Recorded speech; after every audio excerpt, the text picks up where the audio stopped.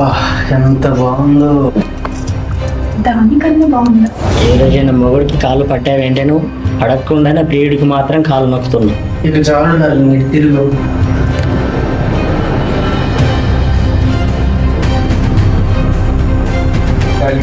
ఇది నాగలేదు. Sorry for the break.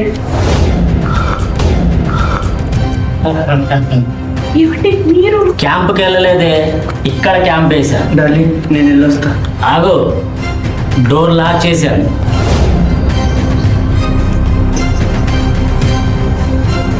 చూడు గీత, నువ్వెవరివి? మీ భార్యను, నేనెవరిని? నా భర్త. మరి వాడేవాడు? నేను చెప్పనా? చెప్పడానికి మీకు సిగ్గు లేదేమో కానీ చెప్పడానికి నాకు సిగ్గుగా ఉంది. సారీ అండి.